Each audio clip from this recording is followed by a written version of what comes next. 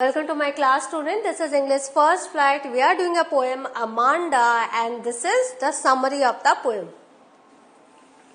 And text and summary both. Now, who has written the poem? Robin McMauchlan is an Australian author of books for children. ये बच्चों के books लिखती थी. She was born on 28 February 1936 in Campsie, New South Wales, and now resides near Melbourne. ये about the author poet जानना बहुत जरूरी है.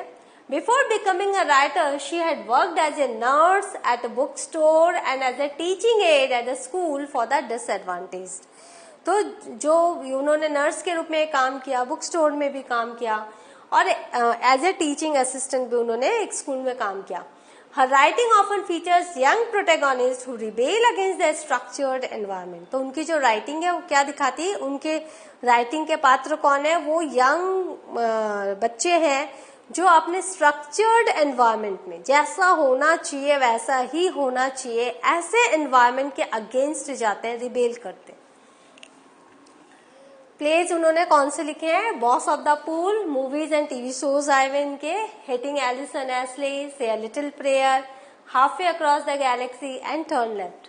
अवार्ड्स उनको ग्रैमी अवार्ड्स मिला है for best music film and रॉमकिन मेडल उनको मिला है. Now comes Amanda. Who is Amanda? हम सब रिलेट करते इस अमांडा से. Don't bite your nails Amanda. अपने नाखून मत खाओ Amanda. Don't hunch your shoulders. Don't hunch your shoulders, Amanda. Stop that slouching and sit up straight, Amanda. So, कौन बोल सकता है इतना? मदर बोल सकती हैं. तो अमांडा की मम्मा है, वो उनको कह रही है, Don't bite your nails, Amanda. Don't hunch your shoulders, Amanda. Stop that slouching and sit up straight, Amanda. तो स्लाउच लड़कियां होती है, हम लोग होते हैं पढ़ते पढ़ते हम स्लाउच करते हैं, तो सिट स्ट्रेट ताकि हमारा पोस्चर सही रहे. There is a languid emerald sea where the sole inhabitant is me, a mermaid drifting blissfully. लेकिन यहाँ क्या है? एक जो ब्रैकेट दिया हुआ है, ये अमांडा है. अमांडा मम्मी क्या कह रही है उससे कुछ फर्क नहीं पड़ रहा है. अमांडा क्या सोच रही है? एक समुद्र है, राइट, और जहां पर वो अकेले रहती हैं as a mermaid drifting blissfully, और बहुत ही ब्लिसफुली वो इधर से उधर घूम रही है. सी अमांडा अपने आप को, जब उसकी मम्मी उनको डांट रही है, अमांडा खुद को यहाँ पा रही है. ये मरमेड है और ड्रिफ्टिंग, मम्मी की बातों से कोई फर्क नहीं पड़ा, अनसुनी वो कर रही है. Did you finish your homework, Amanda?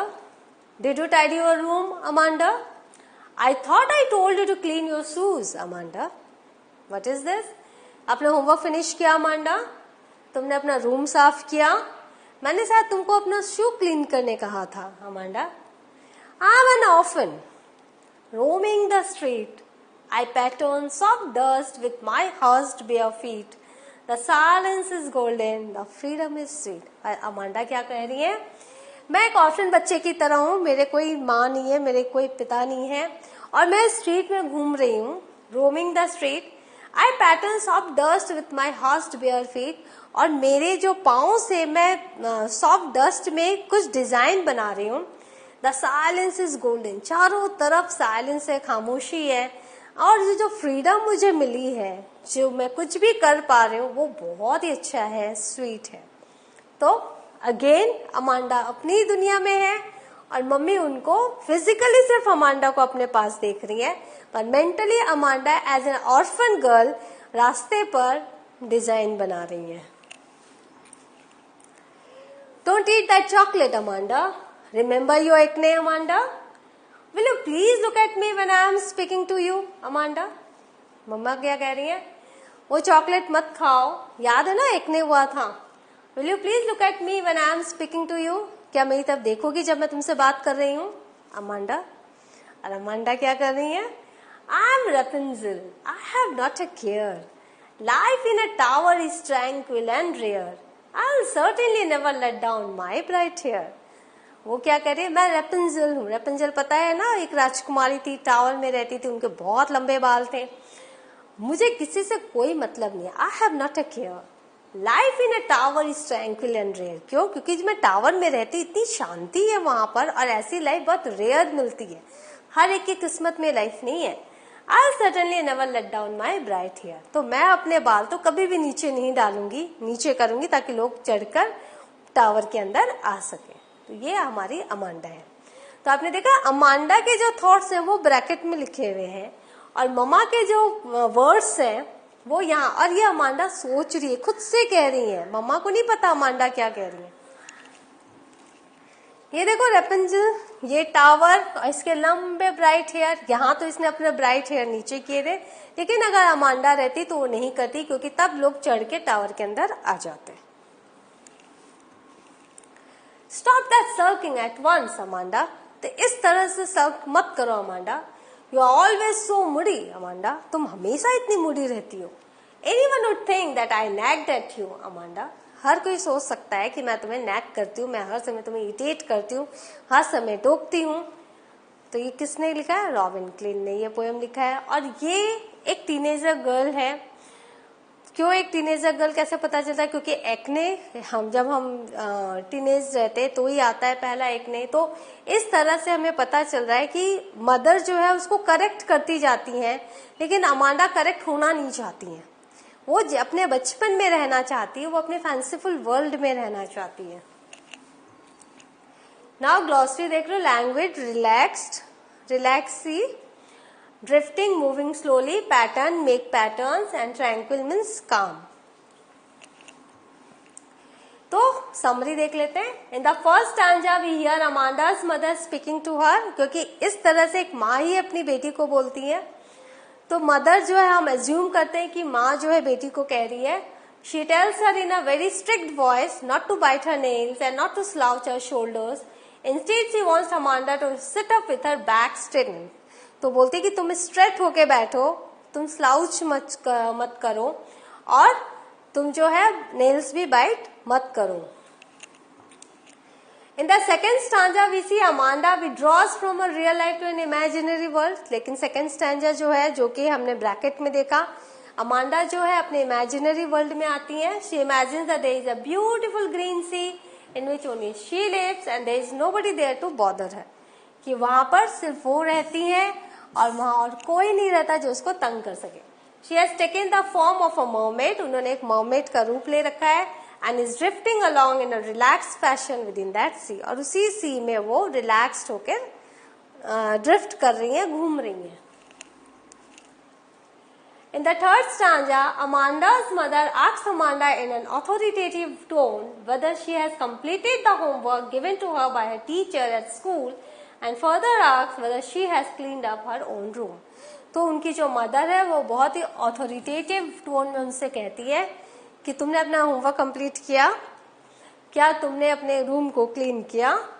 Finally she reminds her that she has commanded her to clean her shoes. फिर उनको बोलते हैं मैंने तुम्हें पहले बोला था अपने शूज क्लीन करो, but it is not done so yet. लेकिन अभी तक तुमने ये नहीं किया। In fourth stanza, Amanda withdraws into another imaginary world. She imagines that she is an orphan and is roaming around on the street। तो Amanda क्या देखती है कि वो एक ऑर्फन है और वो घूम रही है रास्ते पर। शी इज बेयर फुटेड, वो खाली पांव है बिना किसी जूते के। And making designs on the dusty ground with them, और धूल भरे ग्राउंड में वो उनसे डिजाइन बना रही है। She cherishes the silence as well as the freedom to do as she likes in that world of her imagination.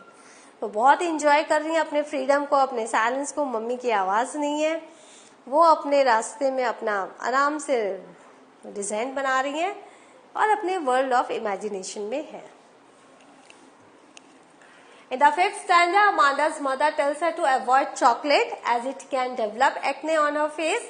Her mother reminds her how they have looked on her face at some previous time। तो मम्मा उनको याद दिलाती, याद है जब पहले हुआ था कितना अजीब लग रहा था। This unpleasant memory has made Amanda turn her face away। तो ये जब उसने सुना तो उसने अपना फेस जो है मम्मी की तरफ से हटा लिया। तो फिर उसकी मम्मा ने बोला, her mother then commands her to look at her while she is speaking as a sign of respect towards her. लेकिन तुम मेरी तरफ देखो जब मैं बोल रही हूँ, क्योंकि ये एक साइन ऑफ रिस्पेक्ट है। अगर आपसे कोई बोल रहा है और आप किसी दूसरी तरफ देख रहे हो तो ये बहुत ही गलत शो करता है। इसका मतलब you are not interested in that person. In the sixth stanza, Amanda withdraws into her fantasy world once again. तो फिर से अमांडा अपने fantasy world में जाती हैं. She imagines herself to be Rapunzel and happily living alone in the tower. वो देखिए मैं Rapunzel हूँ, अपने टावर में रहती हूँ आराम से. Life over there is peaceful, वहाँ बहुत शांति है. And unexplored by many people, और काफी लोगों को पता ही नहीं वहाँ क्या है. So she decides that she will never let down her hair in an attempt to allow anyone to enter the tower. तो वो क्या डिसाइड करती है, मैं किसी को भी इस टावर पे आने नहीं दूंगी अपने लंबे बालों को नीचे फैलाकर, क्योंकि वो बालों से ही लोग ऊपर पहुंचते थे. In the seventh stanza, Amanda's mother tells her to stop sulking and accuses her of having mood swings very frequently. तो उनकी मम्मी बोलती है कि तुम सर्क मत करो, तुम इस तरह से मूड स्विंग मत करो, बहुत जल्दी तुम्हारा मूड स्विंग होता है. She fears that anyone would think that she has been nagging at Amanda. कोई भी ये समझ सकता है कि मैं तुम्हें बहुत nagging कर रही हूँ, बहुत तंग कर रही हूँ, irritate कर रही हूँ. She, in her duty to correct and to teach her daughter the proper way to behave, unknowingly ignores that this is an exhausting or irritating experience for Amanda. तो उनकी माँ की क्या प्रॉब्लम है, वो उसको करेक्ट करने के लिए, प्रॉपरली बिहेव करने के लिए वो एक बहुत ही इम्पोर्टेंट चीज अननोइंगली, अनजाने में इग्नोर कर रही हैं कि इनका जो तरीका है बहुत ही एग्जॉस्टिंग है और बहुत ही इरिटेटिंग एक्सपीरियंस है अमांडा के लिए. So what have you learned? We have learned a beautiful poem Amanda. Learn the poem, it's very good. और इसकी समरी भी है. It will help you to write the extract based questions. In the next session we will come with critical analysis and the question answer thereafter. So in the next session I will meet you again. Thank you.